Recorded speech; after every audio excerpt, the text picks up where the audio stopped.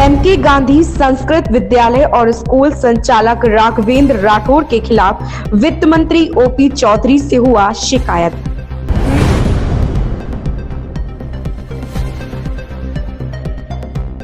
नमस्कार, आप देख रहे हैं न्यूज एक्सप्रेस और मैं हूं आपके साथ ज्योति कनौजिया। आइए रुक करते हैं खबर की ओर। नमस्कार, मैं हूं हल्धर रात्रे और आप देख रहे हैं न्यूज एक्सप्रेस।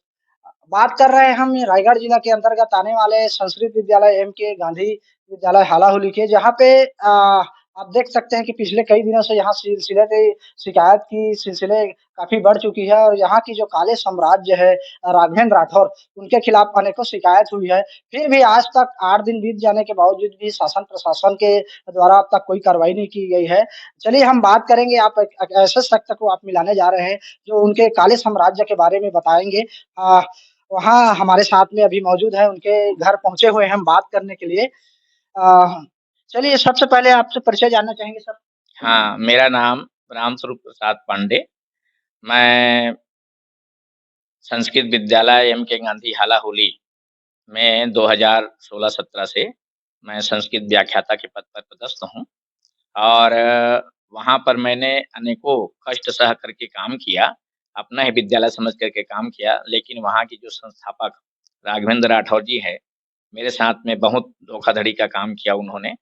मैं 2017-18 से वहाँ काम करते-करते संस्कृत की पूरी ज़िम्मेदारी लेकर के सारा काम करते आ रहा हूँ और उसके साथ-साथ में 2022-23 और 21-22 और 22-23 में संस्कृत बोर्ड का परीक्षा प्रभारी भी मैं रहा वहाँ पर और सारी गतिविधि को मैंने अपने हाथों से किया और मैंने आँखों के सामने देखा जो वहाँ का काला करतूत है।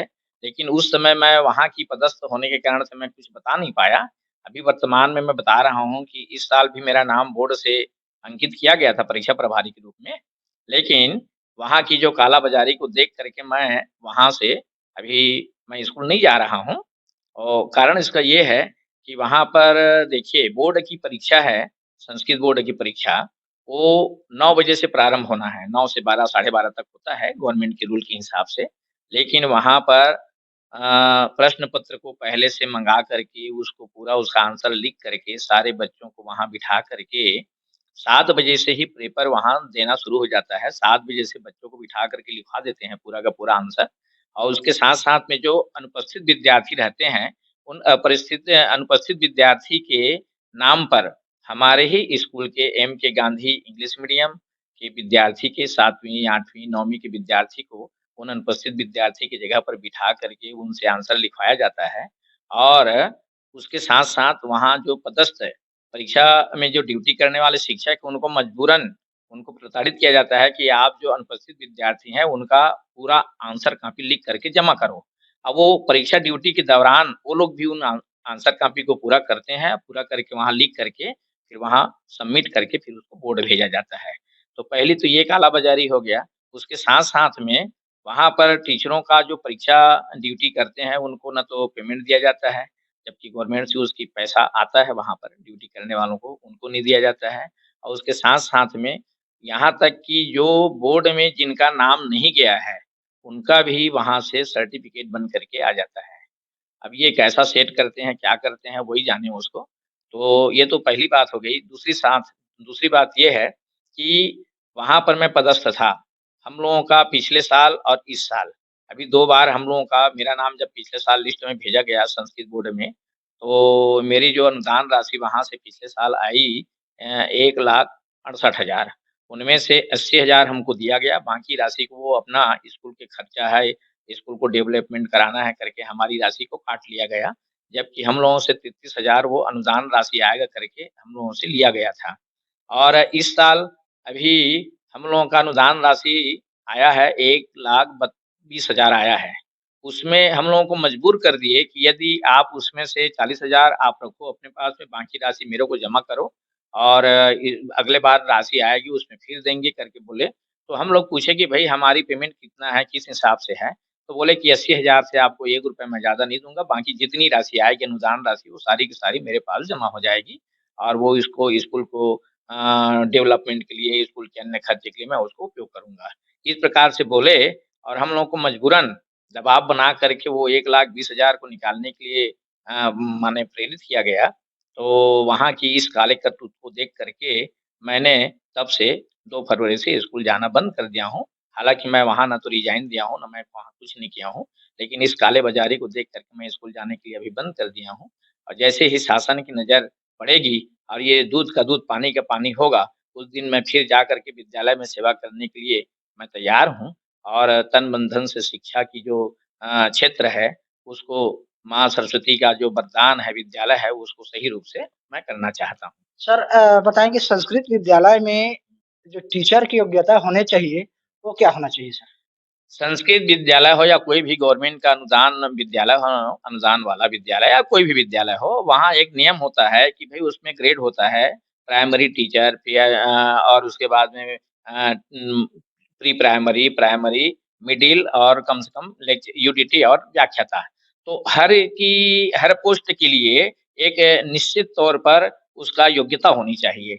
अब हम लोगों के पास में योग्यता है, हम लोग को व्याख्याता के पद पर रखा गया है, लेकिन मैं वहाँ स्कूल में देख रहा हूँ कि वहाँ गिने-गिने 1 ही 2 टीचर हैं जो व्याख्याता के पद पर हैं, बाकी किसी की योग्यता नहीं है, फिर भी उनको ज़बरदस्ती यहाँ से फाइल बना कर के व्याख्याता के पद पर भेजा जाता है, तो इसकी भी पूरी तरह से छानबीन होनी चाहिए। सर बच्चों के भविष्य में इस तरह से अगर धांधली की जा रही है राघवेंद्र राठौर के द्वारा, तो बच्चों के भविष्य में सीधा-सीधा असर पड़ रहा है। आज के बच्चे, कल के भविष्य बच्चे हमारे देश की धरोहर है। क्या कहेंगे? हाँ, बिल्कुल, इस क्षेत्र में तो बच्चों के प्रति अब बच्चे तो अज्ञान हैं, उनको तो पता नहीं है कौन टीचर क्या पढ़ा रहा है, कौन कितनी योग्यता है, क्या आ रहा है उसको, लेकिन बच्चों के जीवन के ऊपर में बहुत प्रभाव पड़ेगा इसका। इसलिए सही योग्य टीचर को रखें, सही योग्य टीचर की पढ़ाई हो, सही उनका पेमेंट हो और सही योग्य टीचर रखेंगे तो बच्चे का भविष्य भी उज्ज्वल होगा। सर अभी शिकायत किए हैं कि उनके राघवेंद्र राठौर के ऊपर संस्कृत विद्यालय के नाम से शिकायत हुआ है, जिसमें 8वीं 9वीं के बच्चों को वहाँ बैठाया जाता है परीक्षा हाँ, देने। वो तो मेरी आँखों देखी घटना है। मैं 2 साल तक परीक्षा प्रभारी था।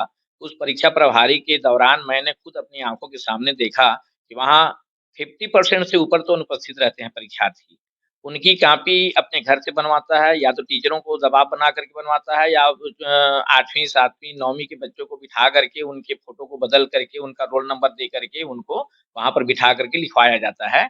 वो जो अनुपस्थित विद्यार्थी रहते हैं, 1 दिन नहीं पूरे-पूरे पेपर तक अनुपस्थित रहते हैं, फिर भी उनका मार्कशीट वहाँ से फर्स्ट डिवीज़न, सेकंड डिवीज़न के रूप में बन के आ जाता है। जी, इतना होने के बावजूद भी शिक्षा विभाग की तरफ से कड़ी कार्रवाई नहीं की जाती है और इस तरह भ्रष्टाचार किस और साथ रहे। क्या कहेंगे सर इसके बारे हाँ, अब इसके प्रति अब देखिए हम तो वहाँ पदस्थ थे, तो हम तो उनके अंडर में थे, हम तो कुछ बोल नहीं पा रहे थे उस समय, हमारा मुँह तो बंद हो गया था, क्योंकि ज़्यादा कुछ बोलते थे तो बोलते थे कि आपको यहाँ से स्कूल से निकाल दूँगा और आपका नाम बोर्ड में नहीं भेजा जाएगा। तो इसलिए हम वहाँ माने कुछ बोल नहीं पा रहे थे, लेकिन अभी वर्तमान समय में हम देख रहे हैं कि इस भ्रष्टाचार को उजागर करना बिल्कुल ज़रूरी है, ताकि बच्चों का हित के लिए भी सही बच्चे बैठें, सही बच्चे परीक्षा दें और साथ-साथ में जो शासन को भी ये धोखा दे रहा है, बच्चे के माँ-बाप को भी धोखा दे रहा है, टीचरों को भी धोखा दे रहा है, इनकी पर्दाफ़ाश होनी चाहिए। में? सर आपके द्वारा 24 फरवरी को 2 फरवरी से हुँ। आप शिकायत किए हैं कि वहाँ ओपी चौधरी जी के शिकायत किए हैं, उसके बारे में भी जानना चाहेंगे? हाँ, मैं तो 14 फरवरी 2024 को मैं ओपी चौधरी जो माननीय हमारे वित्त मंत्री जी हैं, उनके कार्यालय में गया था और वहाँ जा कर के अपना 2 आवेदन पत्र भी उनको जमा किया हूँ शिकायत के नाम से। लेकिन सर थोड़ी व्यस्त होने के कारण से उसको ध्यान नहीं दे पाए होंगे। तो मैं श्री माननीय मंत्री जी से मैं अनुरोध करूँगा, प्रार्थना करूँगा कि मेरी उस शिकायत पत्र को, आवेदन पत्र को देखें और कड़ी से कड़ी कार्यवाही करके उनकी जो उनके प्रति जो शासनात्मक जो अनुशासनात्मक जो दंड की कार्यवाही है, वो दंड उनको प्रदान करें। आपने सुना यहाँ रामस्वरूप जो पांडे जी हैं, वहाँ जो टीचर थे टीचर अभी भी है, अभी तो उनका ऐसी ही खबर से जुड़े रहने के लिए आप देखते रहिए न्यूज़ एक्सप्रेस।